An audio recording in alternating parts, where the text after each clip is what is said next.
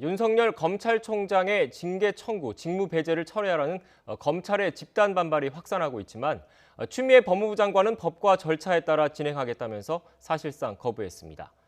다음 주엔 윤 총장이 낸 직무 배제 집행정지 신청 신문과 법무부 징계위가 줄줄이 예정돼 있는데 추 장관과 윤 총장 간 갈등에 중대 고비가 될 전망입니다.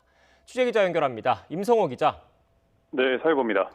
네, 추 장관과 윤 총장 모두 한치도 물러서지 않고 있는데 윤 총장이 신청한 직무배제 집행정지 신문기일 모레 잡힌 거죠? 네, 그렇습니다. 모레 오전 11시 서울행정법원에서 열립니다.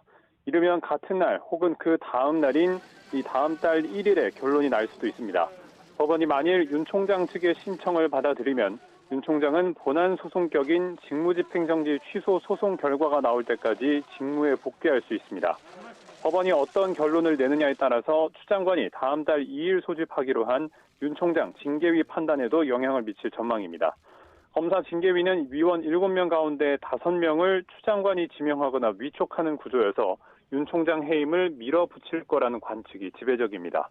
징계위가 열리기 전에 법원이 윤 총장의 직무배제 효력 정지 신청을 받아들인다면 징계위로서도 부담일 수밖에 없습니다.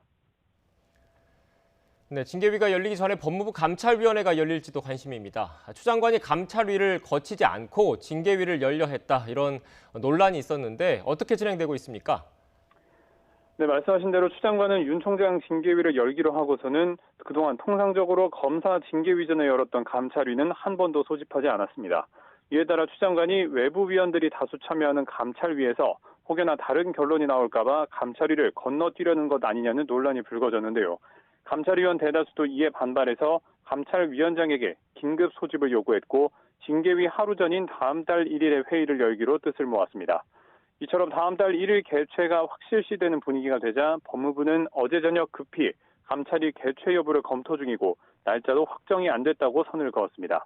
현재도 감찰위 측과 법무부가 감찰위 임시회의 날짜를 놓고 협의를 이어가고 있습니다.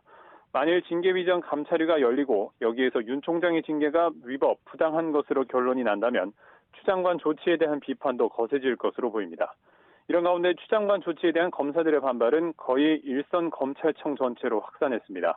전국 59개 지검 지청 가운데 58곳의 평검사들이 반대 성명을 냈고 또 전국 21개 청 부장검사 69명과 서울중앙지검 부장검사 등 간부급 검사들, 또 전직 검사장 34명도 집단 성명을 발표하는 등 반발은 수그러들지 않고 있습니다. 지금까지 사회부에서 YTN 임성호입니다.